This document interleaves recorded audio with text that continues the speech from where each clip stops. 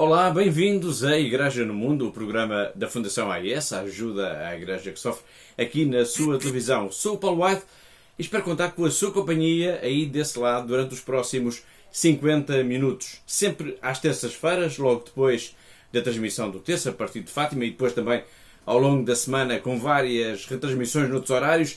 Este é o seu programa sobre as questões da liberdade religiosa, da perseguição aos cristãos e, claro, também da ajuda à Igreja que sofre. Comigo via Skype está a Catarina Martins de Betancourt, a diretora da Fundação AIS em Portugal. Olá, Catarina.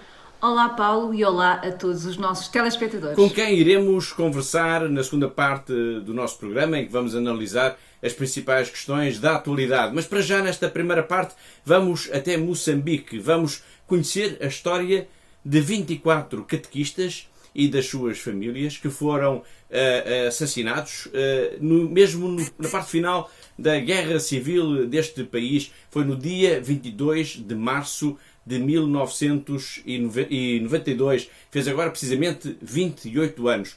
Eles morreram, mas para a Igreja Católica eles estão a caminho dos altares. São os mártires de Goiúa. Vamos ver esta peça. O primeiro presidente de Moçambique desafiou os bispos moçambicanos. Vocês deixem de estar ligados a Roma, porque a Igreja Católica era a única que tinha a capacidade, quer de refletir, quer de discutir, quer de apresentar e denunciar o mal que estava presente.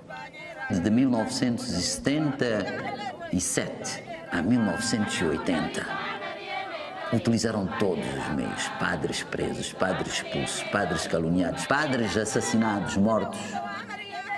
Para além, e cristãos, muitos cristãos, foram levados para as aldeias comunais, para as cadeias. Tentaram fazer todo o possível, mas parece que quanto mais faziam isso, mais a fé crescia entre o povo cristão.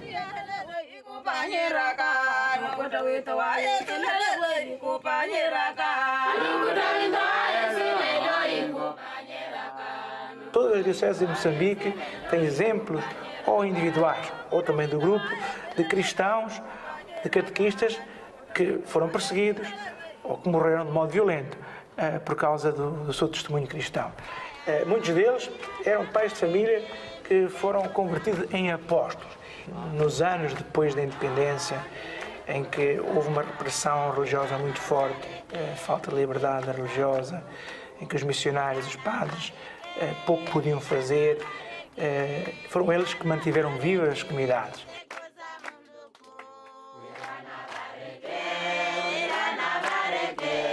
Due to the lack and inability of the clergy to serve, the Church turned to catechists, training whole families who offered to serve as evangelizers and lay leaders.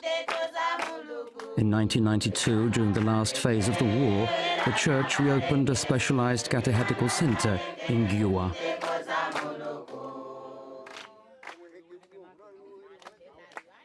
Abandonar a casa, abandonar os campos, abandonar toda a sua atividade para ir a formar-se, já é um grande sacrifício. Quer dizer, nós vamos na mesma. Nós queremos servir o Senhor e ajudar os nossos irmãos. Não era para ganhar nada, nada. Não, nós não podíamos dar nada a eles, só nos dávamos alimentação e coisas essenciais para poder estudar, poder tirar este curso e ajudar as crianças a participar na formação da escola pública.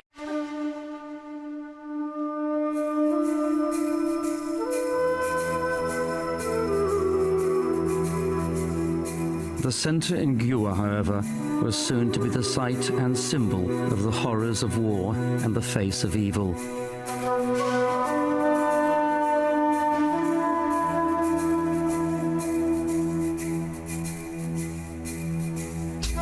On the night after the opening ceremony, an unidentified group of guerrillas attacked the centre. Catechists were forcibly evicted from successive homes, together with their wives and children. The guerrillas questioned who they were and why they were staying at the center, well aware of their church affiliation. The guerrillas decided to abduct a big group of catechists with their families to their base camp to help with the transport of goods.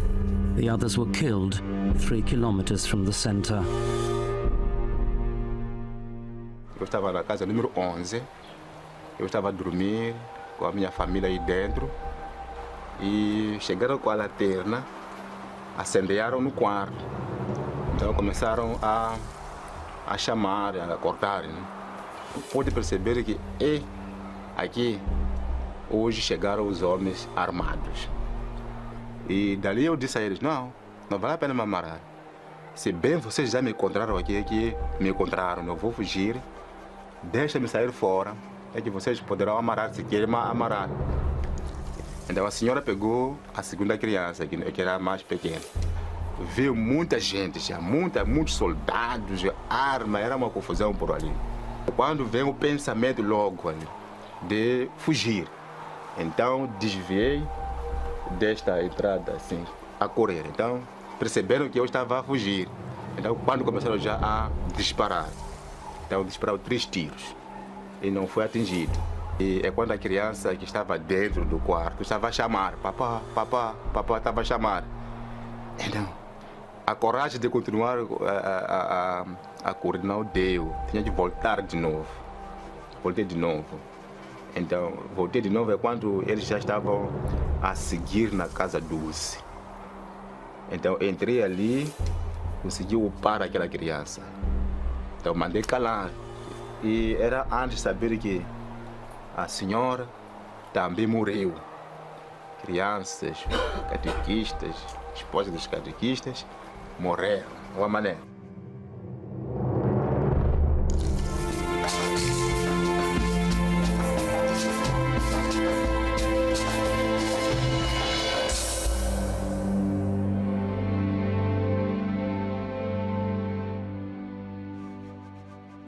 É a primeira vez eu ver cá, mas quando chego cá eu estou a ver como já é naquele dia, porque eu estou a ver tudo que eu vi naquele dia mesmo. Até consigo ver mesmo onde que estava sentado, consigo ver como que eu fugi, consigo ver todos os soldados da conversa que estava, porque estavam reunidos aí,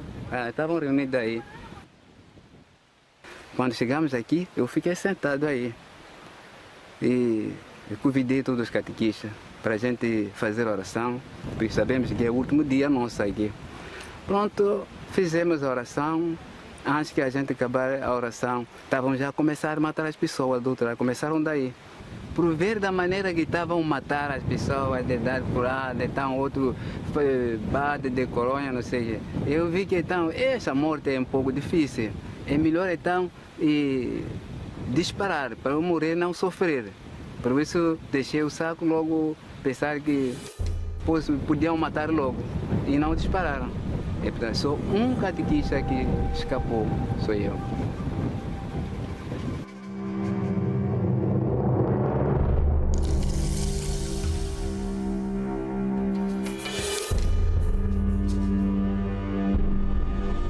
Paulo Saela Kunana was the only one who managed to get away from the site of the crime.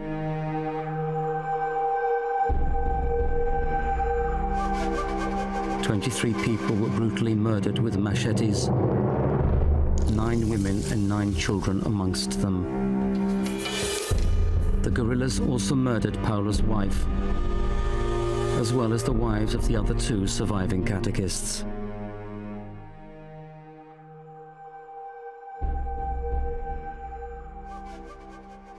Nós também nos interrogamos porque é que fomos atacados, enquanto nós éramos pessoas de Deus, éramos pessoas da igreja. Aqui não era só do governo, éramos simplesmente catequistas. Nós ganhamos coragem de dizer que isto devia acontecer para nós um dia. Mas por quê? Jesus também aconteceu, foi crucificado. É a mesma história que aconteceu para os nossos irmãos catequistas.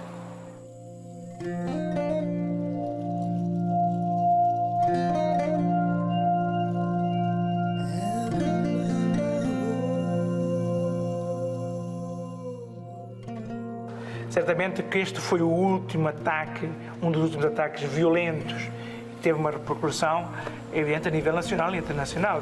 Eu penso que talvez o sacrifício destas pessoas, sobretudo a sua doação, se vemos numa perspectiva de fé, contribuiu para que os corações se pudessem reconciliar, os moçambicanos pudessem chegar a este acordo de paz, que foi assinado alguns meses depois, já em outubro, em Roma.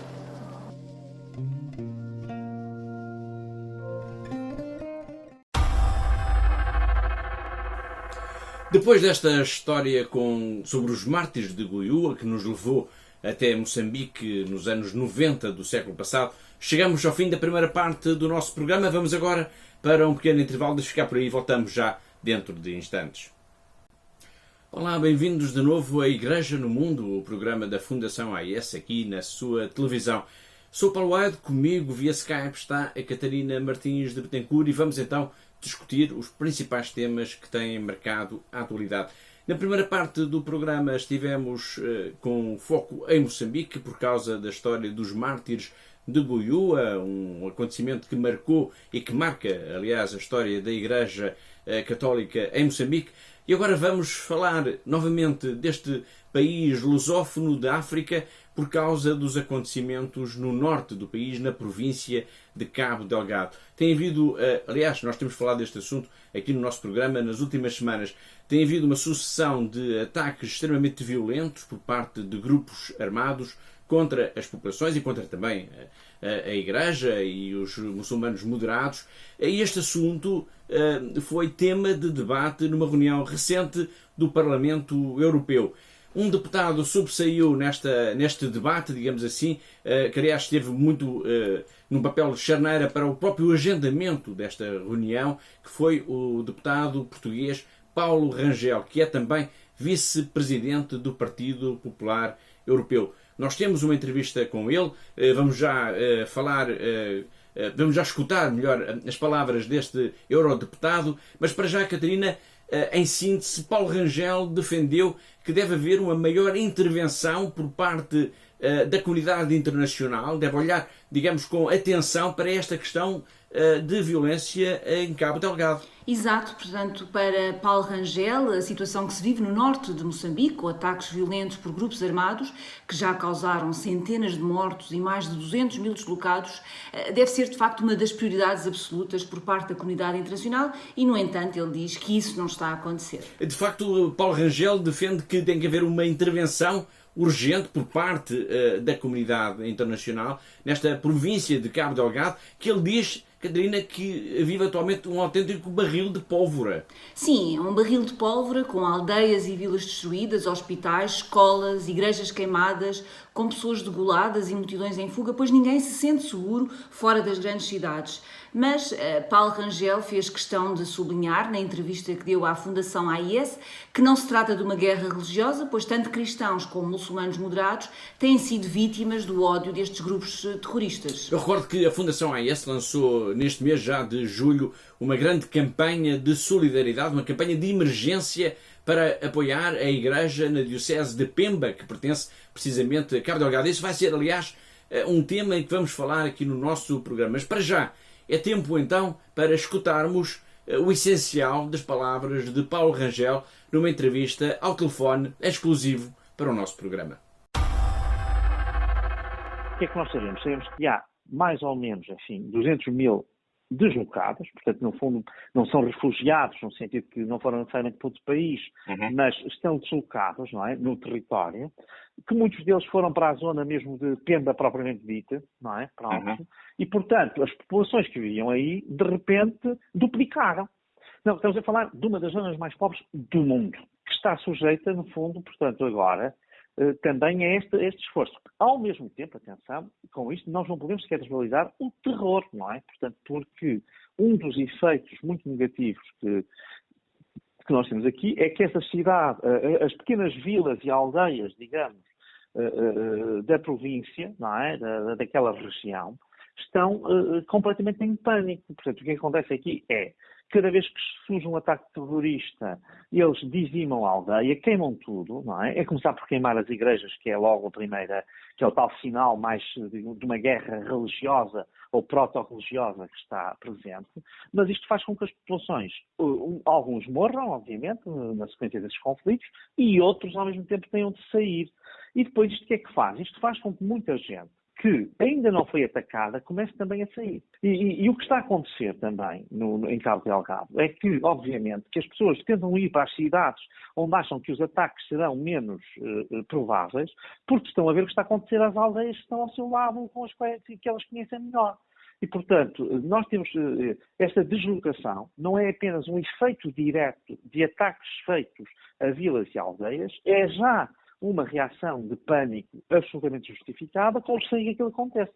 As pessoas, para se protegerem e antes que sejam atacadas, fogem. Portanto, estas pessoas vivem realmente, já viviam numa pobreza extrema, com grandes dificuldades, apesar da riqueza que o seu território tem e que, nesta altura, já devia estar, há 10 anos talvez não, mas nesta altura já devia estar a reverter para as populações e que não está. Agora, o problema aqui é que neste momento as pessoas estão sujeitas a morrer, a perderem as suas casas, a serem deslocadas, e depois com isto nós temos relatos. Neste momento nós sabemos que há imenso, por exemplo, jovens raparigas que são raptadas, escravizadas, que se tornam escravas sexuais destes guerrilheiros, digamos assim, destes insurgentes, destes terroristas, podemos dizer assim.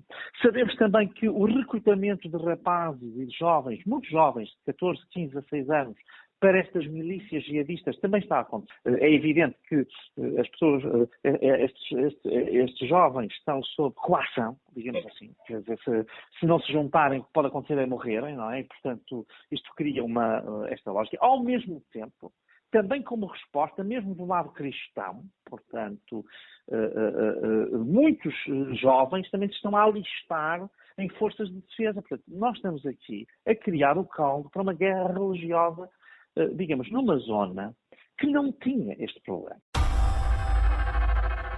Foi Paulo Rangel, eurodeputado português, ele é vice-presidente do Partido Popular Europeu, numa entrevista exclusiva ao nosso programa, uma entrevista ao telefone desde Bruxelas. Como eu disse há pouco, a Fundação AES lançou, por causa desta questão de violência extrema que se tem estado a viver em Cabo Delgado, no norte de Moçambique, uma campanha de ajuda de emergência para apoiar a Diocese de Pemba. Já vamos falar sobre esse tema, mas para já vamos recordar, Catarina, aos nossos telespectadores, o que é que está a acontecer então em Cabo Delgado? Numa palavra, Paulo, o que está a acontecer é efetivamente uma tragédia. Portanto, é uma tragédia que está, ainda por cima, a passar despercebida aos olhos da comunidade internacional. Portanto, faz lembrar muito o que aconteceu no Iraque há já 6 anos. Portanto, nessa altura, os cristãos da planície do Nínive tiveram de fugir e ninguém os socorreu. Em Moçambique parece estar a acontecer exatamente o mesmo. São centenas de mortos, são mais de 200 mil deslocados e a comunidade internacional parece não querer ver esta situação tão grave. Sim, de facto, esta região de Cabo Delgado está, digamos, sob ataque por parte de grupos armados desde outubro de 2017. Sim, e esses ataques têm aumentado a intensidade desde o início deste ano, 2020. Portanto, assumindo que pertencem ao Daesh, o autoproclamado Estado Islâmico, portanto, estes grupos terroristas têm vindo a semear o medo e a morte e provocaram já a fuga de milhares de pessoas. Eu referi há pouco que são mais de 200 mil deslocados na Diocese de Pemba, mas calcula-se, Paulo, que serão já mais de 500 mil. Eu repito, são mais de 500 mil deslocados. Portanto, as pessoas que são afetadas direta ou indiretamente por esta violência. Bom, a situação é considerada crítica do ponto de vista humanitário e a Fundação AES decidiu, por isso, Catarina, lançar uma campanha de ajuda de emergência para a Diocese de Pemba. Sim, trata-se de uma campanha de oração e de ajuda de emergência para a Igreja local. Portanto, é preciso que os nossos telespectadores compreendam que isto que está a acontecer em Moçambique é de facto terrível. Estamos perante uma crise humanitária de proporções gigantescas e temos neste momento cristãos e muçulmanos moderados que estão a fugir das suas casas, das suas aldeias, estão praticamente abandonados à sua sorte e por isso temos mesmo de os ajudar. Bom, mas como é que as pessoas, como é que os nossos telespectadores podem participar então nesta campanha, Catarina? É muito fácil, Paulo. Portanto, esta é uma campanha de oração e de ajuda, de emergência. Portanto, eu recordo que o Dom Luís Fernando de Lisboa, o Bispo de Pemba, pediu ajuda à Fundação AIS, portanto, pediu ajuda a cada um de nós e pediu, acima de tudo, as nossas orações, mas também pediu o apoio material para o povo perseguido desta região e para esta igreja que sofre e que reza ainda por cima em português. Muito bem, mas vamos então, em termos práticos, como é que os nossos telespectadores podem participar, podem colaborar também com a Diocese de Pemba para que os padres, as irmãs, os bispos possam, de alguma maneira, colaborar e ajudar esta multidão de pessoas que estão a passar tantas necessidades? Primeiro, Paulo, deixe-me dizer que toda a ajuda que possa chegar, que nós possamos dar, é sempre bem-vinda.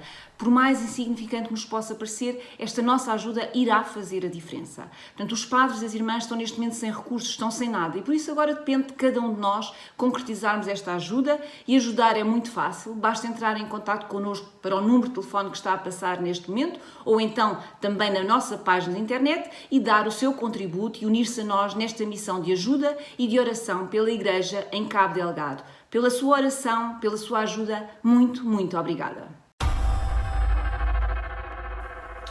Há pouco a Catarina fez uma referência ao Iraque, lembrou que o ataque enorme contra a comunidade cristã neste país no verão de 2014.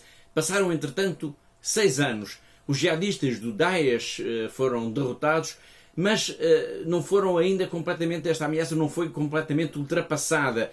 Um estudo recente promovido pela Fundação AIS diz, Catarina, que a presença dos cristãos nestas terras da planície de Nínive, onde historicamente vive a comunidade cristã, a presença deles está em risco.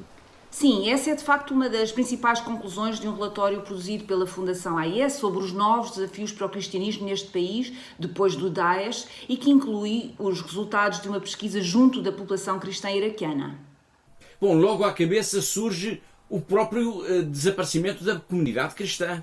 Sim, é verdade. Portanto, segundo este relatório, a comunidade cristã poderá ser apenas de 23 mil pessoas em 2024, o que significa que apenas 20% da planície do Nínive antes do ataque do Daesh.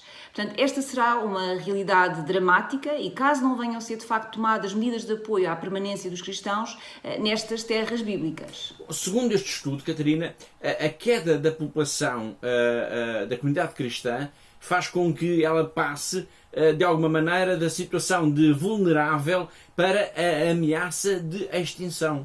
Sim, se nada mudar, caminha-se de facto para a extinção da presença cristã nesta região bíblica. Portanto, o resultado do inquérito, Paulo, permite concluir que todos os cristãos referem que a questão da falta de segurança como um dos principais problemas, mas há também o problema do desemprego altíssimo e também há muitas queixas de corrupção e discriminação religiosa e tudo isso tem de facto levado os cristãos a emigrarem. Não é possível falar dos cristãos no Iraque sem referir a figura do cardeal Dom Luís Sacco. Ele até já esteve aqui em Portugal a convite da Fundação AIS e a propósito deste estudo que demonstra como a comunidade cristã vive tempos ainda tão complicados, tão difíceis, em que o próprio futuro da comunidade está em causa, é bom escutar de novo Dom Luís Sacco. Ele tem uma mensagem que é dirigida também aos benfeitores portugueses da Fundação AIS. Vamos ver essa mensagem. I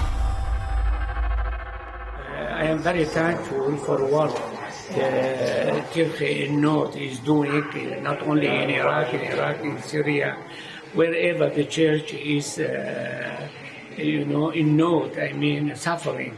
And they did a lot for us, helping for foods, for housing, for education, and therefore there is 500,000 Christians still in Iran, 1 million left, and this is a hope. I am personally convinced that the freedom of Christians will come, and then we will be there will be more Christians in Iran. I am asking them to stay very close to us, encourage people to keep busy and hoping. Agora vamos até à Nigéria. A notícia é que Leah Sharibu pode ter sido forçada a converter-se ao Islão.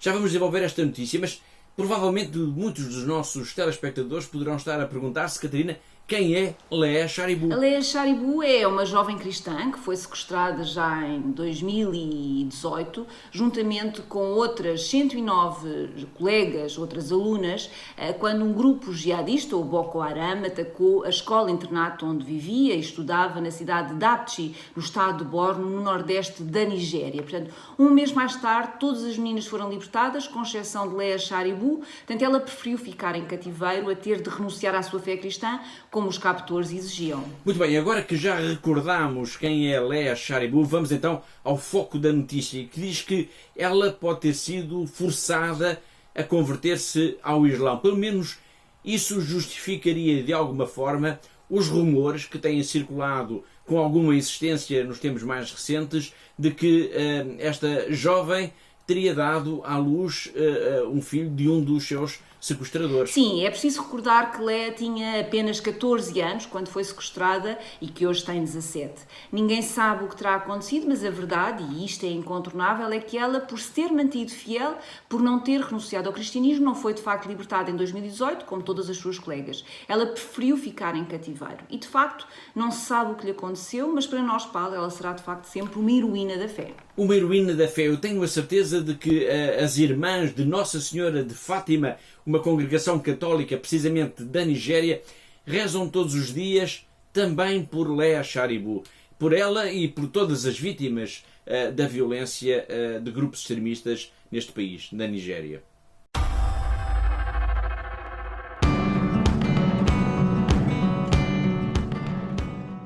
We are an indigenous congregation of the Sisters of Our Lady of Fatima. Our role is to pray and pray for peace. We see ourselves as intercessors, and with what is happening in our country today, particularly in the northern part of the country, and it's affecting us everywhere, a lot of killings. Sometimes we call it political, but there are always some kind of a tune of religious. We now ask that our friends in Portugal, we ask that they remember us in prayer so that we, strengthened with the power of God, will be able to face the challenges of our time. We are meant to evangelize the people of the northern part of the country. And unless we are encouraged, unless we have a strong faith, we cannot do that. But my sisters and novices here are willing to face the challenges, even if it means to die. So it is our prayer that we will remain faithful to God who has called us to be able to minister to our brothers and sisters in need in the northern part of Nigeria.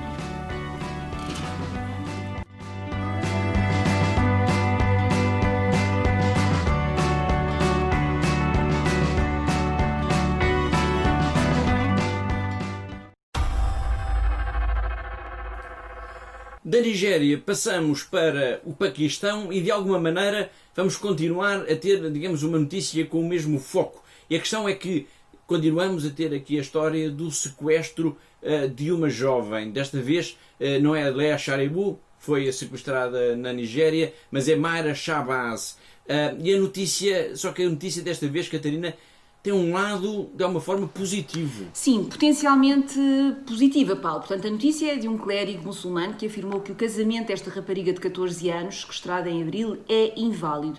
E esta decisão pode significar um volte-face neste processo. Bom, o clérigo muçulmano emitiu uma fatwa, uma decisão islâmica que proclamou como falso o certificado de casamento produzido em tribunal pelo sequestrador que afirma estar legalmente casado com Mayra Shabazz.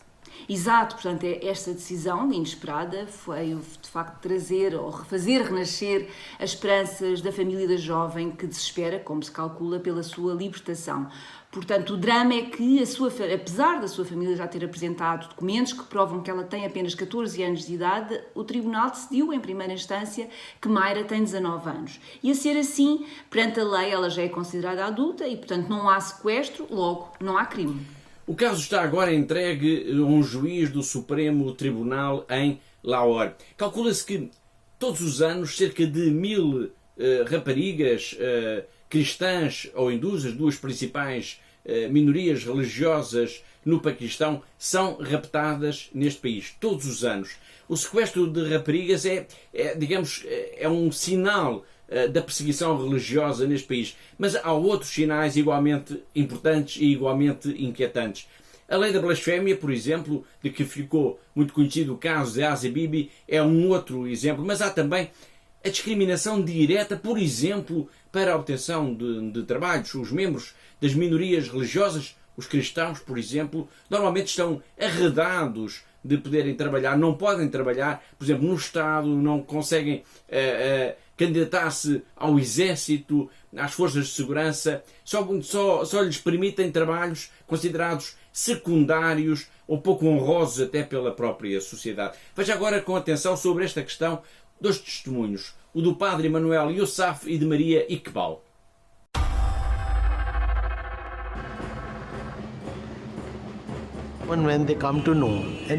Quando eles descobrem e nos dizem diretamente vocês são cristãos, então não podemos dar-lhes trabalho. Quando os jovens da mesma universidade descobrem que aquele aluno ou aluna é cristão ou cristã, a primeira pergunta que fazem é por que é que eles não se converteram e se tornam muçulmanos? Os professores fazem o mesmo. Even the professors who are teaching them.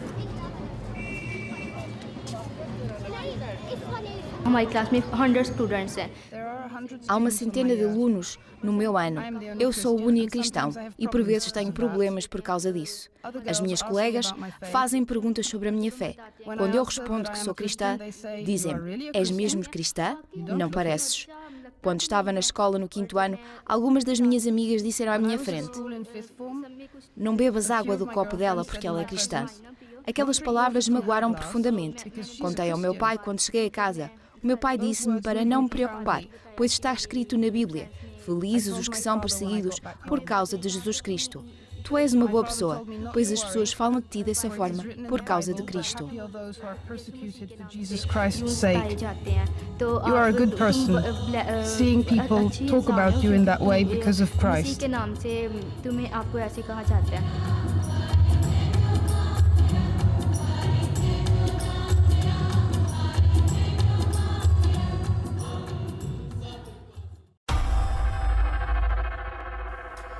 Agora vamos até à Síria, vamos ao encontro da irmã Miriam, a irmã Maria Lúcia Ferreira, ela é mais conhecida como Irmã Miriam, uma religiosa portuguesa que vive no Mosteiro de São Tiago Mutilado, na vila de Cara, perto da fronteira com o Líbano. Ela enviou-nos mais uma mensagem em que é um testemunho mais sobre a situação extremamente difícil que se vive neste país, não só por causa da guerra, mas também por causa da crise económica, que é o resultado também das sanções económicas impostas por alguns países, nomeadamente os Estados Unidos, ao regime de Damasco.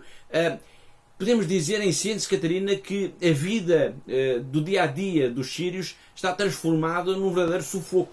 Sim, e a irmã já tinha dito no início do mês de julho, numa crónica que enviou então para o nosso programa. Portanto, a irmã Miri dizia que as famílias têm muitas vezes de escolher neste momento entre pagar a renda da casa ou ter alguma coisa para comer. Agora afirma que até as próprias irmãs estão com muitas dificuldades e o que lhes vale é de facto um mosteiro ter terrenos à volta que parecem ser de facto a solução para a escassez dos alimentos.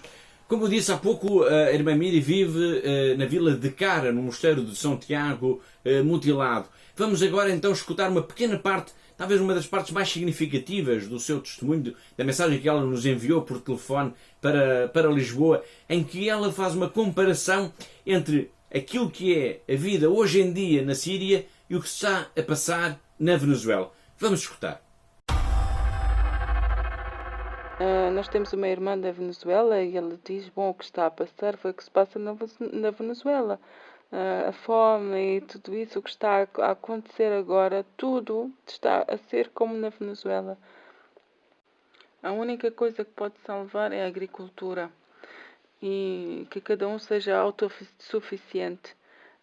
Nós continuamos, os peixes estão felizmente a dar-se bem e esperemos que vamos ter dentro de algum tempo uma boa fonte de alimentação que pode ajudar-nos a nós aqui e também à nossa volta, os pobres à nossa volta. Vamos agora ao encontro do nosso correspondente em Macau, o jornalista José Miguel Encarnação, que nos vai pôr a par daquilo que de mais relevante tem acontecido nos últimos dias nesta diocese que é única em toda a China, porque é a única diocese em que se reza oficialmente em português. Muitas foram as vozes críticas pelo facto do Papa Francisco, aparentemente, ter recuado na intenção de abordar o tema da implementação da Lei de Segurança Nacional para Hong Kong durante a oração do Ângelus no passado dia 5 de julho. A ser verdade, a razão para o recuo do Santo Padre poder-se-á dividir em 3 pontos, que de certo modo se inserem na proteção que a Santa Sé faz aos cristãos que, perseguidos, sofrem um pouco por todo o mundo. Primeira razão. A Lei de Segurança Nacional para Hong Kong foi aprovada pelo Comitê Permanente da Assembleia Popular Nacional, um órgão político da República Popular da China, pelo que qualquer opinião expressa pelo Papa Francisco poderia ser encarada por Pequim como uma ingerência do Vaticano nos assuntos internos da China. Segunda razão. Não havendo relações diplomáticas entre a Santa Sé e a República Popular da China, as autoridades chinesas poderiam sempre afirmar que as palavras proferidas pelo Papa Francisco apenas exprimiam a opinião de um autoproclamado líder religioso, sendo que para a China, na melhor das hipóteses, o Santo Padre está ao nível de qualquer outro chefe de Estado. Terceira e última razão, havendo inúmeros chineses católicos de Hong Kong ligados a movimentos pró-democracia e pró-independência e punindo a nova lei qualquer associação a organizações estrangeiras, este não é o melhor momento para o líder universal da Igreja Católica se pronunciar, pois no entender do Governo Central, a Igreja Católica é apenas mais uma organização não governamental, com sede no estrangeiro, neste caso no Estado do Vaticano. Ao não se pronunciar, o Papa protege a presença da Igreja Católica em Hong Kong e muitos dos seus fiéis. A confirmar-se, trata-se, pois, de mais uma decisão bem ponderada pelo Sumo Pontífice. Estamos a chegar ao fim do nosso tempo, mas eu não queria deixar de recordar que, tal como temos uma campanha, a Fundação AES tem uma campanha de apoio à Diocese de Pemba, no norte de Moçambique, por causa dos ataques extremamente violentos que estão a assolar a região norte deste país. Continua também uma campanha de ajuda, Catarina, à Igreja na Síria, que também está a passar por tempos, como aliás vimos no programa de hoje, por tempos muito difíceis. Exato, é uma campanha de emergência que procura beneficiar mais de 80 mil cristãos. Portanto, na prática, Paulo, significa que cada família, com esta nossa campanha, irá receber uma ajuda de 25 euros que se destina à aquisição imediata de bens alimentares de primeira necessidade, mas também alguns produtos de higiene que são absolutamente necessários neste momento para a contenção da pandemia da Covid-19. Uma campanha que mereceu um obrigado muito especial de uma pessoa também ela muito especial, a irmã Annie de Mergen, da Congregação das Irmãs de Jesus e Maria, e que é responsável pelos projetos da AES na Síria. Dear brothers and sisters, it's very painful what the world is passing through at this time. We can see how the Holy Father is trying to lift us up spiritually with prayer and a word of consolation. As the Syrian people, we have gone through very difficult times. We should not panic about the news. It can indeed cause us to panic. I said it many times that one of the most difficult things about the war in Syria has been the media. The bad news affected all of us. So in this situation of the coronavirus pandemic, don't panic about the news. Follow all the instructions about health care. Yes, we have faith in our Lord, but we cannot expect a magic solution to come from prayer. Our faith, I can describe it, is not like pressing a magic button and expecting everything to be okay. The pain and the suffering is there, but also we mustn't forget that the resurrection is there every day. Our life is like a medal we might wear. On one side, the face is full of pain, and suffering, but on the other side is the resurrection with our Lord, with a face free from all kinds of suffering. We need to trust Lord, but not to put him in test. We must also do our best. I remember when bombs were falling all the time, we had no option but to stay at home. The Lord was there with us, but we knew we had to stay at home during the most difficult times. This is the most important thing we can do now. We need to help family members. We need to help our friends. We need to help those who are most in need. We need to help each other, lift each other's spirits, and things will pass. Here in Syria, the government has closed schools and universities. Government employees have been sent home. The churches have stopped all the activities. Churches have been closed and they don't have masses. We try to be very careful. Really, it would be a disaster if there was a coronavirus outbreak here. Hospitals don't have enough equipment, especially as you know, Syria is passing through the most difficult time because of the war. The borders are closed. It is very important to respect what the church and the government are asking of us to help to protect our people. In Aleppo, our group of volunteers are continuing visiting homes where it is safe to do so and taking great care. We are helping the old people, especially because so many of them have no other support. And in Damascus, our sisters are helping some old people in buying for them what they need so they will not have to go out. People have nothing to rely on. How will they survive? We are giving them the things they need.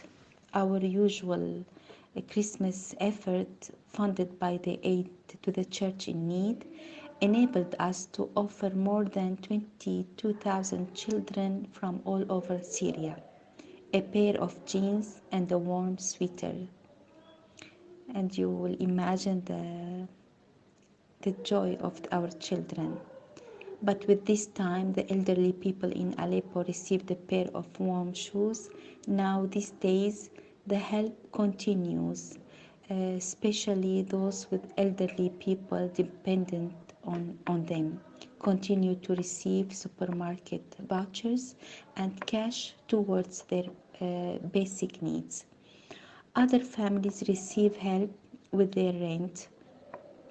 Of course, this is time and opportunity to say to all our ACN benefactors, we say very sincerely thank you for your enormous generosity.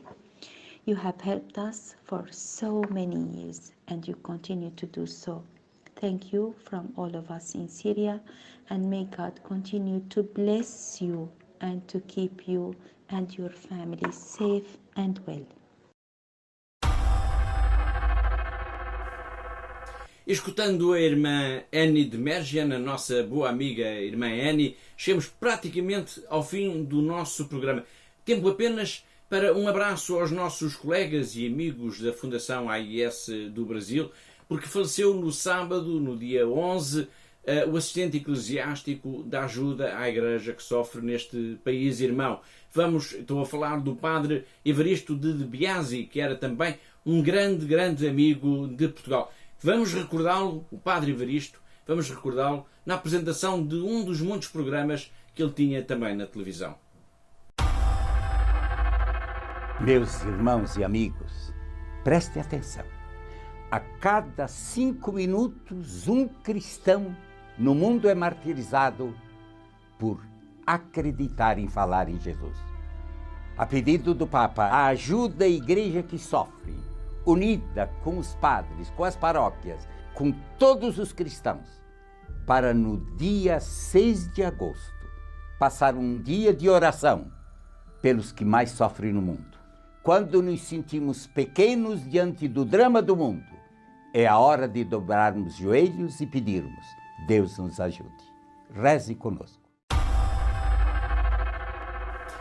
E com esta memória boa do Padre Evaristo do Brasil, da Fundação Ajuda à Igreja que Sofre do Brasil, chegamos ao fim do nosso tempo, chegamos ao fim do nosso programa.